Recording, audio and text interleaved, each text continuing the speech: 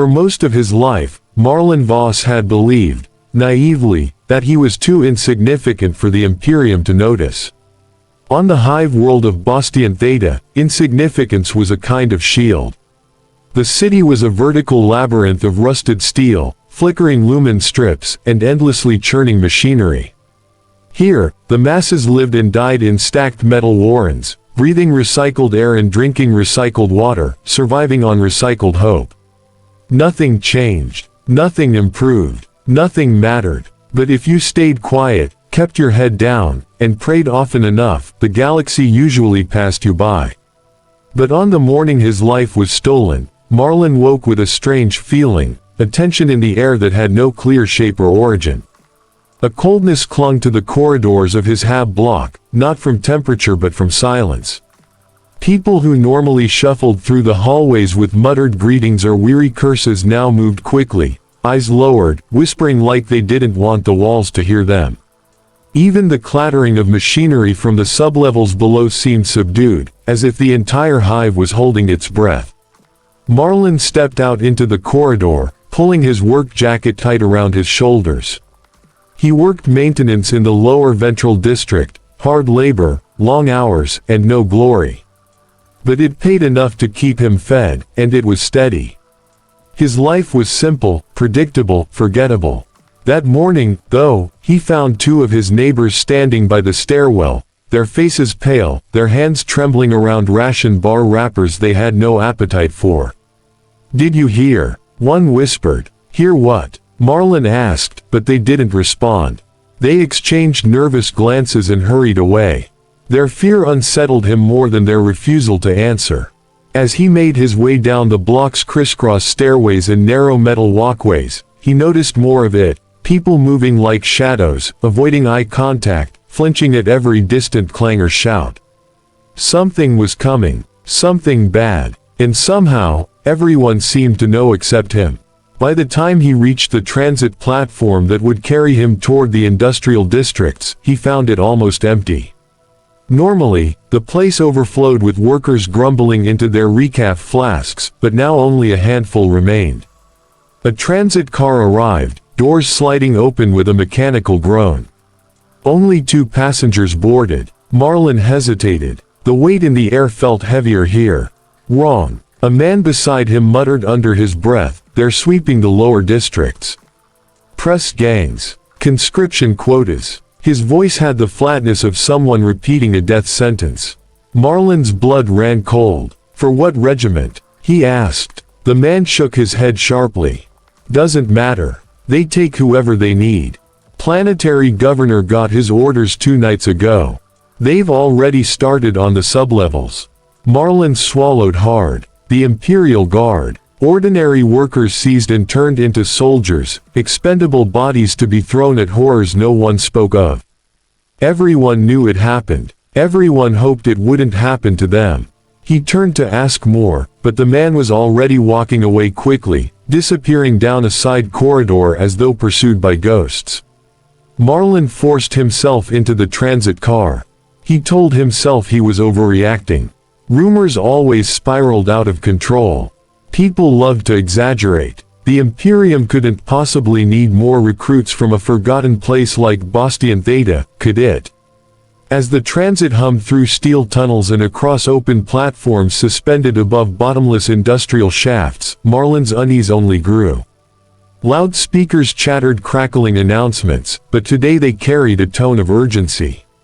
All citizens must remain within authorized zones. Identification must be carried at all times.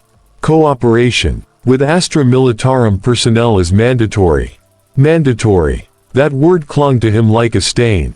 When the transit finally arrived at the lower ventral district, a sprawling maze of pipes, furnaces, and steam vents, Marlon stepped off into a wall of hot, metallic air. Normally, the district roared with life. Workers shouted over machinery, servo arms clanged, plumes of smoke hissed through vents. But now the atmosphere felt strange.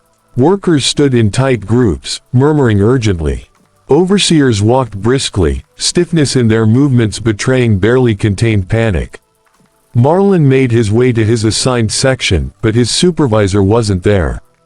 None of the maintenance crew were. He stood alone beside the great coolant conduits, listening to the shifting metal and distant rumbling that echoed through the hive, until suddenly, all noise died. Even the machinery stopped. In the dead silence that followed, a single sound rose like a blade scraping metal. Heavy boots, hundreds of them, marching in perfect rhythm. The air itself seemed to shrink, as though recoiling from the presence approaching. Marlin turned slowly. Down the main walkway, through the hanging haze of steam, shapes emerged, bulky forms clad in dark armor, visors glowing a dull red, shock mauls and lost carbines at the ready. The conscription enforcers. Behind them, a commissar in a long coat and peaked cap walked with grim purpose, each step ringing with authority. Panic rippled through the workers. Someone shouted. Someone else tried to run. A warning shot sizzled overhead, blue-white and deadly. By order of the Astra Militarum, the commissar's voice boomed, all able-bodied citizens between the ages of 16 and 45 are hereby levied into service of the Imperial Guard. Resistance is treason. Treason is death. The words fell like a hammer on his mind. Marlin felt himself go still, breath frozen in his lungs. He searched for a way out, an excuse, a miracle, but there was none. The enforcers advanced with mechanical efficiency, dragging workers from hiding places, rounding them up like livestock. Someone resisted. A shot rang out. Someone screamed and fell silent. Marlin tried to slip back through the pipes, but a hand grabbed his collar and slammed him against a bulkhead. An enforcer's voice, cold, filtered, devoid of humanity, growled, "Identification." He fumbled for his worker badge, but his hands trembled too violently to hold it steady. The enforcer scanned it, tossed it away, and shoved a metal tag into his hand. Regiment 42B. Report to the assembly point. Before Marlin could speak, he was pushed into a line of terrified conscripts. A moment later the commissar walked past. His eyes, dark and deep as void space, swept over the line. They paused on Marlin for just a heartbeat, long enough to convey a chilling truth. Your life ended the moment you were chosen. Everything after this is borrowed. Marlin swallowed, throat dry as dust. He had always believed he was too insignificant to be noticed. He was wrong. The Imperium had noticed him now. And it would never let him go. That was the thought echoing in Marlin Voss's mind as he and hundreds of other seized citizens were forced into the armored transport that would rip them away from everything they had ever known. The doors clanged shut behind them with the finality of a judge's gavel, and for a moment the compartment was pitch black. Nothing but the sound of breathing, sharp, panicked, disbelieving, filled the metal chamber. Some whispered prayers, others whispered curses, but all of them knew the truth. Whatever life they thought they had, whatever plans they clung to, were already ashes. If you're watching this, stay with me until the very end, because the most shocking part isn't the abduction, it's what happens after the guard finally gets its hands on you. And the reward for sticking around. You'll learn the one psychological shift that turns terrified civilians into the Imperium's deadliest, most loyal weapons, whether they want it or not. But before that transformation, Marlin had to survive the journey. As the engine roared to life, the transport lurched upward, rising through steel tunnels and industrial shafts that groaned with age. Most conscripts had never ridden in anything larger than a cargo lift, let alone a military hauler. The movement felt alien, wrong, like the entire hive had tilted sideways. A young man across from Marlin clutched a ration tin so tightly his knuckles turned bone white. A woman beside him stared at nothing, her breath shallow, pupils dilated. Everyone was waiting, silently begging, for the nightmare to end. Then the Vox speakers crackled. A cold, mechanical voice filled the transport. Citizens of Bastien Theta, you have been chosen to serve the Imperium of Man. Your lives now belong to the Emperor. Failure to comply with instruction will result in disciplinary measures without hesitation. The voice did not shout. It didn't need to. Its calmness was the real terror. As the transport climbed higher and higher, Marlin felt the pressure shift, the unmistakable sign that they were nearing the upper hangars. Few ever saw those levels. Rumors said that the air tasted different there, fresh and sharp, untouched by the filth of the lower districts. But Marlin tasted nothing except fear. When the doors finally hissed open, the conscripts were blinded by light. Not the dim, flickering luminous that passed for illumination in the hive's depths, but bright, harsh floodlights that cast sharp shadows across the hangar floor. And waiting for them, lined in perfect military rows, were more enforcers, more commissars, more reminders that the Imperium cared nothing for their terror. The conscripts were herded down a loading ramp toward a looming transport ship, its hull bearing the scars of countless deployments. Its engines thrummed with barely restrained power, promising only hardship ahead. Marlin forced his legs to move, even though every step felt like someone tightening chains around his chest. As he walked, he spotted something, rows of discarded belongings scattered across the floor. Hats, trinkets, family pictures, worn gloves, small personal items dropped or confiscated in the panic of conscription. Lives reduced to clutter. His stomach twisted. Somewhere behind him, an older man broke down, sobbing into his hands until an enforcer dragged him away. The ship's interior was worse than the transport. Rows of metal bunks, stacked 3 high. The air smelled of rust, oil, and fear. And on every wall, painted in bold black letters, a single phrase watched them like an unblinking eye. Glory to the Imperium. Service is duty. Duty is survival. The door sealed behind them with a sound that scattered hope like dust. Some tried to talk, to comfort one another, but the ship drowned them out. Vox hymns began to play, droning chants about loyalty and sacrifice. Commissarial messages punctuated them like daggers. Remember, conscript, fear is the mind killer.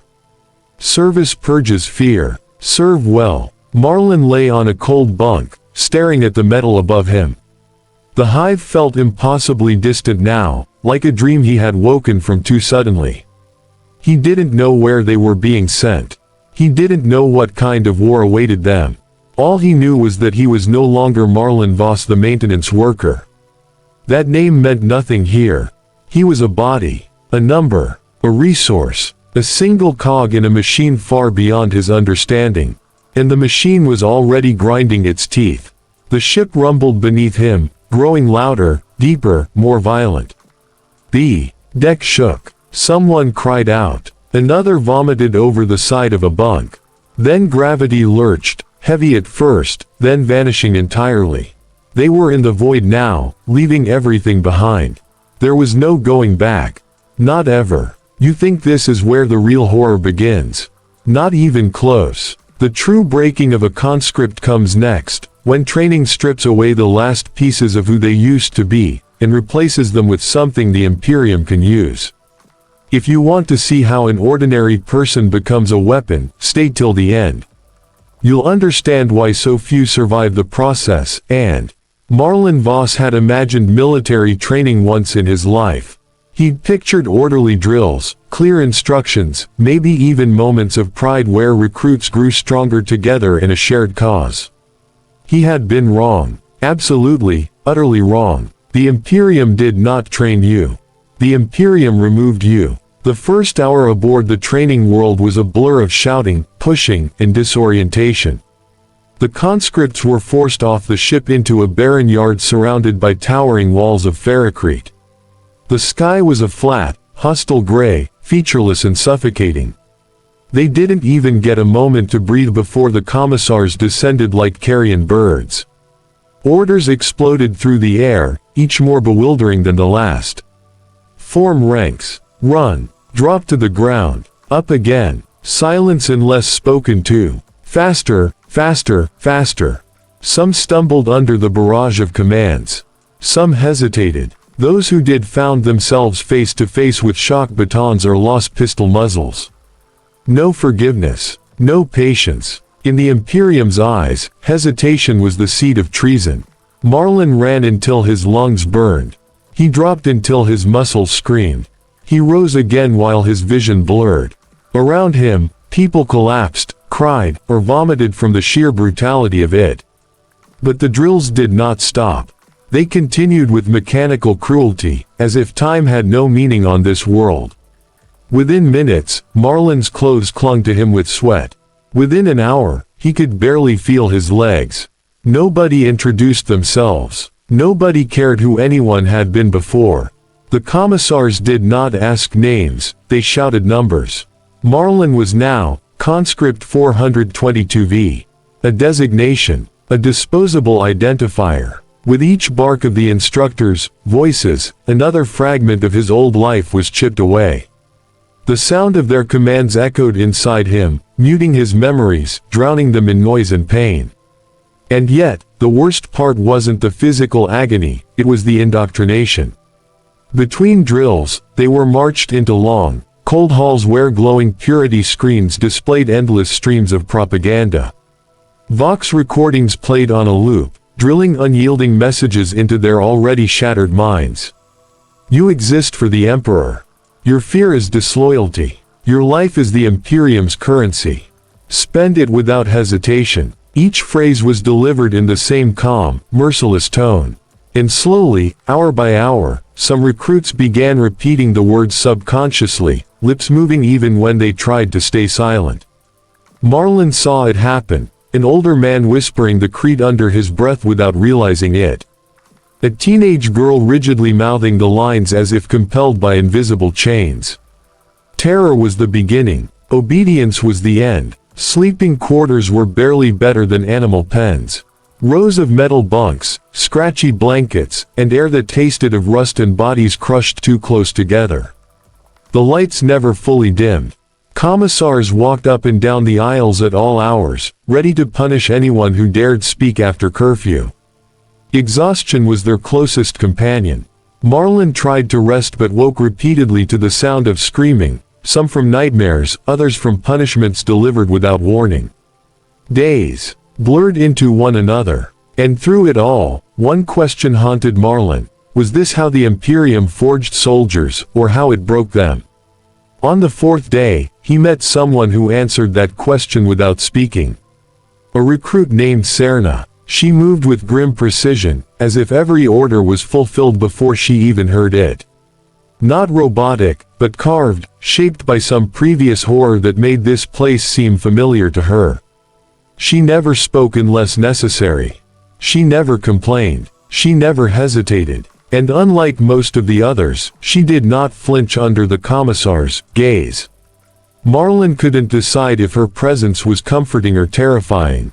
One evening, after a particularly brutal endurance march, Serna spoke to him for the first time. "You're not keeping up," she said flatly. "If you fall behind again, they'll make an example of you. Don't give them the chance." It wasn't a warning, it was a law. A simple fact of survival. Marlin wanted to ask her how she endured it, how she stayed so calm when everyone else was falling apart. But he couldn't find the strength.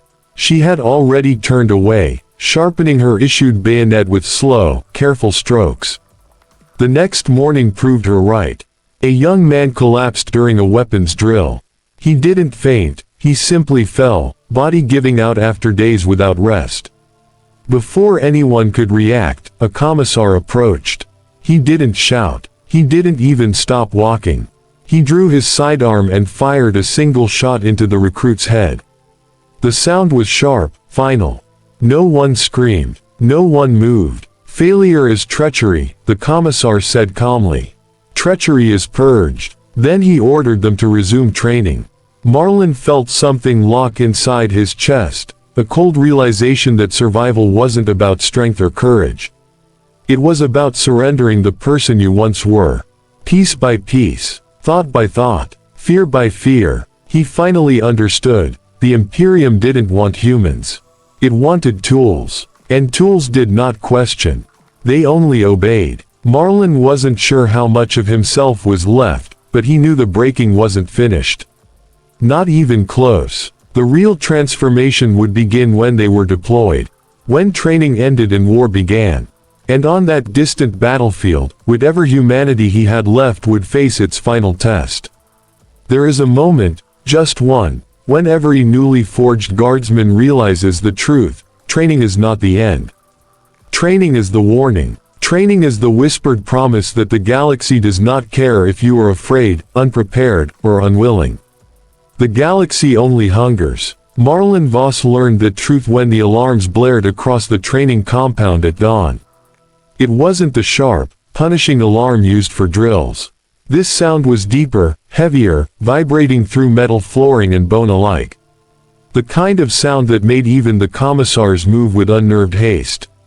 A single announcement followed, cold and absolute. Regiment 42B. Report to deployment Hangar 7. Immediate mobilization. Immediate. No graduation. No explanation. No last moment of reflection. War had come for them. The conscripts, now in standard issue flak armor that felt too thin and too heavy all at once, marched in formation toward the hangar. The air buzzed with static from the Vox towers broadcasting deployment orders. Chimera transports rumbled past, engines growling like caged beasts. Veteran soldiers, scarred and hollow-eyed, watched the new recruits with the kind of look that said, "I have already seen your deaths." They are not pretty. Marlon kept his eyes forward.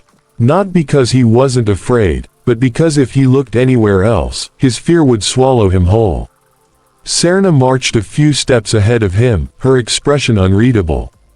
She carried her lasgun with an ease that suggested familiarity. Or resignation. Perhaps both. Her calmness didn't comfort Marlon now, it unsettled him.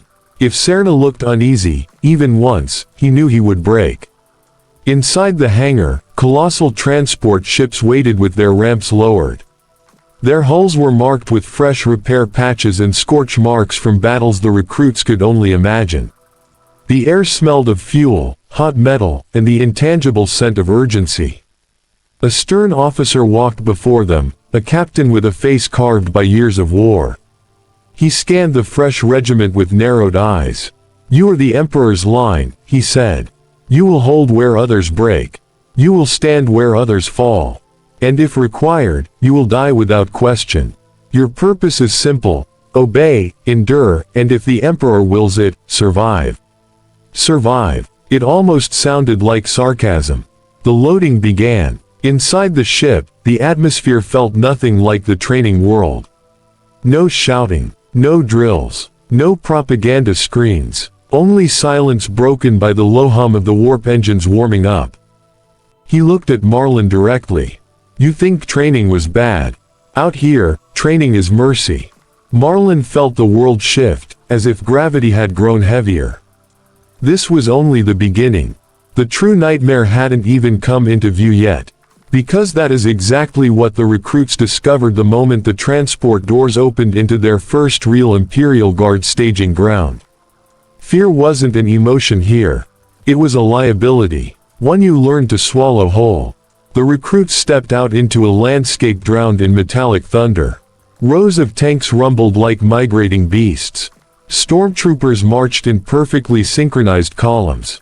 Vox officers barked orders that echoed across the field like cracks of lightning. Everything was motion, precision, and noise, yet somehow carried an undercurrent of crushing discipline. Even the air felt different, heavy with fumes, sweat, and a strange electric sense of impending violence. The fresh conscripts, who had been terrified of the drill sergeant just hours ago, suddenly realized he was nothing. A loud voice in a small hallway. Out here were giants. Out here were men and women whose eyes had seen things no sane mind could hold. Out here marched soldiers who had survived tyrannid swarms, orc stampedes, demonic incursions, events that ate entire planets for breakfast. The raw recruits quickly understood why the Imperial Guard didn't bother with comforting words or gentle introductions. There was no room for soft landings. Every soldier was a replaceable cog, and the machine of war was always hungry. As they stood in the shadow of this military colossus, a sudden blaring horn ripped across the assembly yard. Officers sprinted. Tech priests hissed binary commands. Even veteran guardsmen snapped to readiness. For a brief moment, the recruits tasted pure panic. Something was happening. Something severe. Then came the booming announcement over the Vox speakers. All conscript battalions, prepare for field testing. Failure to pass will result in immediate reassignment. The recruits didn't need clarification. Everyone knew what reassignment meant. Penal regiments, suicide missions, human minesweepers walking ahead of tanks so the vehicle crews didn't have to risk their machines. The guard didn't waste bodies, no, it used them. The squad leaders marched toward the newcomers, their eyes cold and detached. One of them, a scarred veteran with an augmetic jaw, looked the new recruits over like he was evaluating cattle. No introductions, no comfort, just a single flat order. Follow. The recruits were guided across the field, past towering artillery pieces, past crates filled with lasgun power packs, past mountains of sandbags stacked like funeral walls. The deeper they walked into the training grounds, the clearer it became that this place was designed not to teach, but to filter. To separate those who could function under fire from those who would break. Finally, the group reached a huge arena carved into the ground. Burn marks, craters, shattered metal husks. This wasn't a training field, it was a proving pit. An officer pointed at the jagged metal terrain inside. Your test is simple. Survive until the horn sounds. A recruit stepped forward, voice trembling. Survive? What, sir? The officer didn't answer. He simply pressed a button. The ground shook. Panels slid open. And from beneath the arena, something began to rise. Something mechanical. Something fast. The recruits' hearts pounded. Sweat clung to their palms. For the first time, they felt what real war might look like. Cold, sudden, and merciless. Whatever was coming for them now, it wasn't going to be merciful. And as the war engines clicked into place, the recruits realized the truth. The Imperial Guard didn't build soldiers. It sifted them. Those who lived became guardsmen. Those who failed became examples. The horn hadn't sounded yet. The nightmare was only just beginning. That was the exact sensation flooding the recruits as the metal hatches fully opened and the machines inside clicked, whirred, and crawled into the light. Out of the pits emerged a swarm of servo-target drones, spider-like constructs armed with low-grade shock emitters, designed not to kill, but to hurt. Designed to force reflexes, expose weakness, and test whether a recruit froze under pressure. Their legs scraped against the arena floor like metal claws dragging across tombstone marble, and their optical lenses flickered with predatory red light. They looked small, almost insignificant, exactly the kind of thing an inexperienced recruit might underestimate. And that was the danger. The machines skittered outward, forming a circle around the recruits. The officer outside the arena didn't bother giving advice, instructions, or even a last-minute warning. He simply raised a hand. And the drones attacked. The burst of movement was so sudden it knocked half the recruits off their feet. Sparks erupted as shock probes lashed out, snapping against armor plates and soft flesh alike. Panic exploded through the formation. Bodies scrambled, shoved, fell. Some screamed. Others instinctively swung their practice rifles, striking the drones with wild, desperate blows. One boy, he couldn't have been older than 16, lost his balance and landed flat on his back. A drone pounced, its probe already charging. Before he could react, another recruit shoved him aside and took the shock blast across the shoulder. The smell of burned cloth and skin filled the air. But the recruit didn't fall. He gritted his teeth, grabbed the drone by its chassis, and smashed it against the ground until it stopped moving. The boy stared at him in shock. "Why did you? No one survives the guard alone," the older recruit hissed, grabbing him by the collar and dragging him to his feet. "Now move." That moment, small as it was, mattered. Because the true purpose of the trial wasn't just survival. It was cohesion. The Imperial Guard didn't need lone heroes. It needed squads that fought like single organisms, bodies moving with shared instinct and trust. But not everyone understood that. A cluster of terrified recruits broke away, sprinting toward the far corner of the arena. They thought distance meant safety. They were wrong. The drones detected isolated movement instantly, converging like metal wolves closing in on wounded prey. The screams that followed were raw and primal, shocks cracking through the air in brutal rhythm. The veterans observing from above didn't flinch. They didn't look away. They'd all been through the same test. They all knew its cruelty, its necessity. Because fear made soldiers unreliable. Pain made them predictable. But experience made them lethal. In the center of the chaos, one recruit began to stand out. A quiet girl, small, unassuming. Yet her movements were sharp. Controlled. She didn't waste energy swinging wildly. She struck at joints. She dodged without panicking. She yelled instructions to those around her, short, efficient, instinctively tactical. 2 on your left. Don't bunch up. Hit the legs, not the armor. And people listened. Slowly, very slowly, the recruits began to reorganize around her. Groups formed. Angles tightened. The drones found fewer openings, fewer isolated targets. What had been panic was turning into structure. Without realizing it, the recruits were doing exactly what Imperial Guard commanders prayed for, learning to fight as one.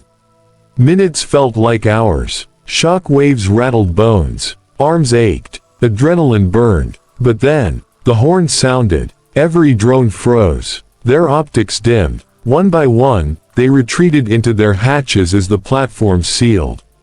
The arena fell silent. Some recruits dropped to their knees. Others clutched their burned limbs. A few stared blankly ahead, unable to process what had just happened. But they had survived. Not all of them, but enough.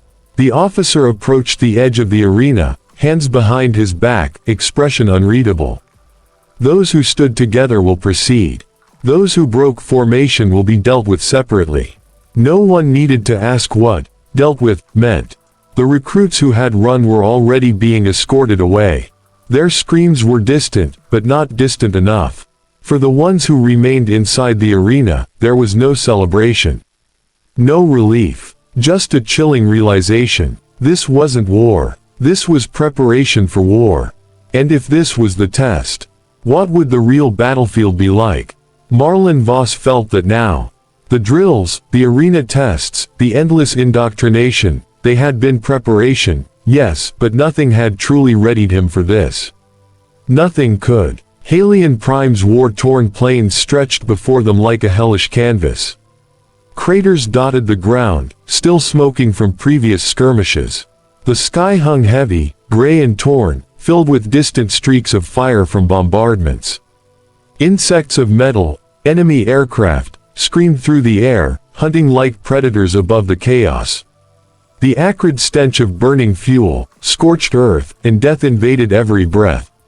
Marlon gripped his lasgun until his knuckles bled. Around him, fresh conscripts mirrored his terror. Some whispered prayers, some refused to speak at all. The veterans at their side moved with unnatural calm. Every step, every flick of the head, every flicker of eye movement betrayed years of survival, years of witnessing humanity crushed beneath impossible odds. And yet, they marched forward. The first order came swiftly. Hold the defensive line, a narrow choke point, reinforced with sandbags, steel plates, and mine traps. They would stand here while the enemy tested them. The recruits were the tip of the spear, the first to be thrown at the storm. Minutes later, the first volley hit. Not a warning shot, not a test, real fire. Explosions ripped through the air, throwing dust, debris, and bodies across the barren field. Screams shredded the sky. Marlon's stomach churned as he ducked behind a sandbag, firing blindly in the direction of shadows moving against smoke. Each shot cost energy, each breath came with the metallic taste of fear. Beside him, a veteran turned, his face streaked with soot and blood, and barked one word. "Move." Marlon obeyed. Instinct overrode thought. Every training drill, every lesson in coordination, every moment spent breaking down fear, all of it funneled into a single truth: survival demanded action. Hesitation meant death. Awareness meant adaptation. And above all, trust in the squad meant the only chance of living through the next minute. The battle was immediate, chaotic, overwhelming. Explosions tore the earth apart. Xenos forms, hulking, relentless, and alien, broke through the lines, their claws and weapons flensing through armor and flesh alike. Each encounter was a visceral reminder: the Imperial Guard didn't coddle. It threw its recruits to the front lines because the enemy would not wait. They would not pause. They would kill without mercy. Marlin's first kill was an accident. He fired into a shadow, a blur of motion, and the thing collapsed. A moment later, he realized it was alive. Too late. It had moved, and the last beam cut across its chest. Silence followed. Not victory. Not pride. Just awareness of a life ended, a body gone, and a conscience scrambling to catch up. The training had taught him mechanics. Fear taught him instinct. And instinct had saved his life, for now. Around him, the unit was falling apart. Screams, smoke, fire, and blood created a cacophony of chaos. Veterans barked orders, dragging the inexperienced back into line. Those who froze, those who hesitated, were already gone. The Imperial Guard had taught them discipline, and the battlefield demanded it in absolute terms. Yet in the middle of the hellscape, Marlin noticed something: cohesion. A small group of conscripts, led by Serna, were moving like a single organism, covering angles, dragging injured forward, suppressing threats. The terror in their eyes was still there, raw and human, but their actions were no longer controlled by fear alone. They were controlled by necessity. Survival. By the need to endure, together. Hours bled into one another. Every second brought new horrors. The first casualty of his squad fell beside him, screaming. Marlin had no time to mourn. The enemy pressed forward. Every instinct told him to pull back, to retreat, to hide, but the order came again: hold the line. Retreat meant death. Only perseverance would carry them through. By nightfall, the battlefield was a wasteland of fire, smoke, and bodies. Marlin barely recognized himself in the reflection of a scorched helmet visor. Blood, his, theirs, the enemy's, was smeared across armor and dirt. His hands shook, not from fatigue, but from the realization that this was only the beginning. The Imperial Guard demanded endurance. The galaxy demanded it. The universe did not care about fear, pain, or hesitation. Only survival. And yet, despite the horror, a spark had ignited in him. Not hope, not courage, something more primal, something essential, a determination that he would survive this. He would endure. He would become what the Imperium required, or die trying. The night settled over Halion Prime like a shroud, and for the first time, Marlin understood the truth of the Imperial Guard. It did not seek heroes. It sought survivors. And in the shadow of war, the line between life and death was razor thin. Marlin Voss felt that now. The drills, the arena tests, the endless indoctrination, they had been preparation, yes, but nothing had truly readied him for this. Nothing could. Halion Prime's war-torn plains stretched before them like a hellish canvas. Craters dotted the ground, still smoking from previous skirmishes. The sky hung heavy, gray and torn, filled with distant streaks of fire from bombardments. Insects of metal, enemy aircraft, screamed through the air, hunting like predators above the chaos. The acrid stench of burning fuel, scorched earth, and death invaded every breath. Marlin gripped his lasgun until his knuckles bled. Around him, fresh conscripts mirrored his terror. Some whispered prayers, some refused to speak at all. The veterans at their side moved with unnatural calm. Every step, every flick of the head, every flicker of eye movement betrayed years of survival, years of witnessing humanity crushed beneath impossible odds. And yet, they marched forward. The first order came swiftly. Hold the defensive line, a narrow choke point, reinforced with sandbags, steel plates, and mine traps. They would stand here while the enemy tested them. The recruits were the tip of the spear, the first to be thrown at the storm. Minutes later, the first volley hit. Not a warning shot, not a test, real fire. Explosions ripped through the air, throwing dust, debris, and bodies across the barren field. Screams shredded the sky. Marlin's stomach churned as he ducked behind a sandbag, firing blindly in the direction of shadows moving against smoke. Each shot cost energy, each breath came with the metallic taste of fear. Beside him, a veteran turned, his face streaked with soot and blood, and barked one word. "Move." Marlin obeyed. Instinct overrode thought. Every training drill, every lesson in coordination, every moment spent breaking down fear, all of it funneled into a single truth: survival demanded action. Hesitation meant death. Awareness meant adaptation. And above all, trust in the squad meant the only chance of living through the next minute. The battle was immediate, chaotic, overwhelming. Explosions tore the earth apart. Xenos forms, hulking, relentless, and alien, broke through the lines, their claws and weapons flensing through armor and flesh alike. Each encounter was a visceral reminder: the Imperial Guard didn't coddle. It threw its recruits to the front lines because the enemy would not wait. They would not pause. They would kill without mercy. Marlin's first kill was an accident. He fired into a shadow, a blur of motion, and the thing collapsed. A moment later, he realized it was alive. Too late. It had moved, and the last beam cut across its chest. Silence followed. Not victory. Not pride. Just awareness of a life ended, a body gone, and a conscience scrambling to catch up. The training had taught him mechanics. Fear taught him instinct. And instinct had saved his life, for now. Around him, the unit was falling apart. Screams, smoke, fire, and blood created a cacophony of chaos. Veterans barked orders, dragging the inexperienced back into line. Those who froze, those who hesitated, were already gone. The Imperial Guard had taught them discipline, and the battlefield demanded it in absolute terms. Yet in the middle of the hellscape, Marlin noticed something: cohesion. A small group of conscripts, led by Serna, were moving like a single organism, covering angles, dragging injured forward, suppressing threats. The terror in their eyes was still there, raw and human, but their actions were no longer controlled by fear alone. They were controlled by necessity. Survival. By the need to endure, together. Hours bled into one another. Every second brought new horrors. The first casualty of his squad fell beside him, screaming. Marlin had no time to mourn. The enemy pressed forward. Every instinct told him to pull back, to retreat, to hide, but the order came again: hold the line. Retreat meant death. Only perseverance would carry them through. By nightfall, the battlefield was a wasteland of fire, smoke, and bodies.